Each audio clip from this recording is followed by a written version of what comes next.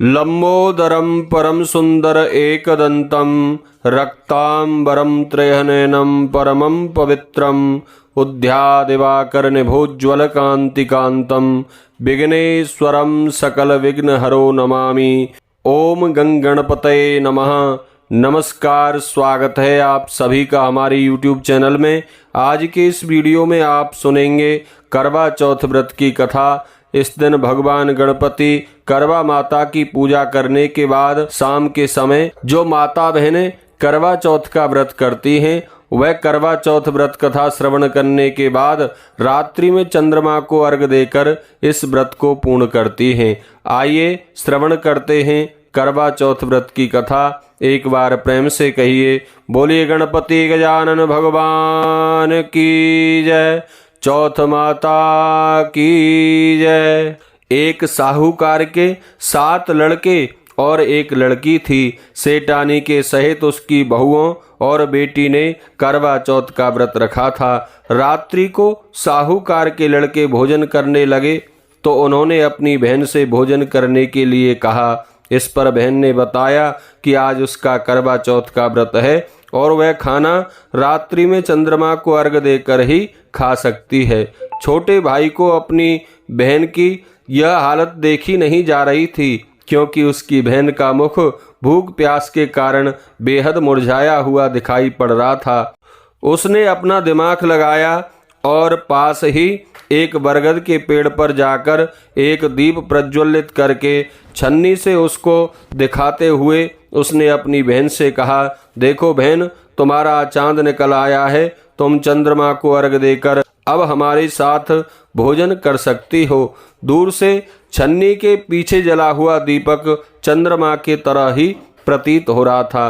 बहन ने अपनी भाभियों से कहा कि चंद्रमा निकल आया है, चलिए चंद्रमा को अर्घ देकर व्रत खोल लेते हैं। लेकिन भाभियों ने उसकी बात नहीं मानी और व्रत नहीं खोला।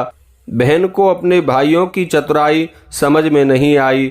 दीपक और छन्नी के द्वारा बनाए हुए चंद्रमा को अर्घ देकर करवा अपने भाइयों के साथ भोजन करने के लिए बैठ जाती है। जैसे ही वह पहला टुकड़ा अपने मुंह में डालती है, उसे छींक आ जाती है।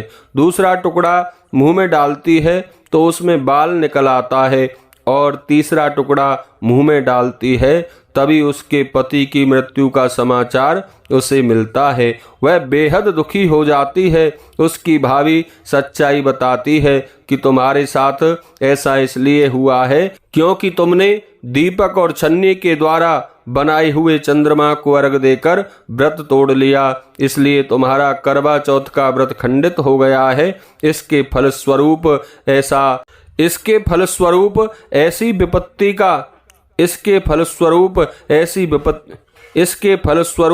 ऐसी विपत्ति तुम पर आ पड़ी है। देवता तुमसे नाराज हो गए हैं, करवा माता तुमसे नाराज हो गई है। इस पर करवा निश्चय करती है कि वह अपने पति का अंतिम संस्कार नहीं करेगी और अपने अस्तित्व और पतिव्रत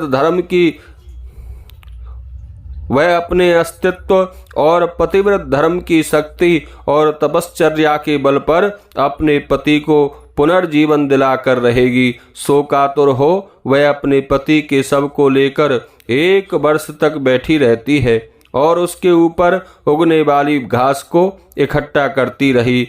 उसने पूरे साल की सभी चतुर्थियों का व्रत किया और अगले साल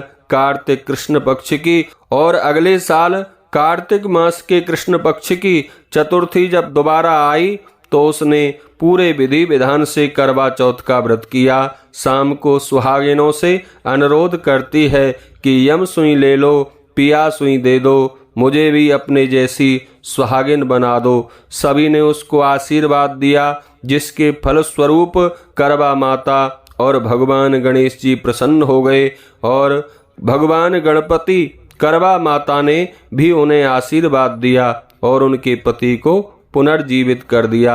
जैसे, हे गणपति महाराज, करवा माता, आपने करवा के पति को जीवन दान दिया, दीर्घ आयु प्रदान की, उसी प्रकार सभी सौभाग्यवती माता बहनों को अखंड सौभाग्य का आशीर्वाद देना। आप सभी माता बहनों को करवा चौथ व्रत की बहुत बहुत शुभकामनाएं। नमस्कार, प्रणाम, जय श्री गणेश।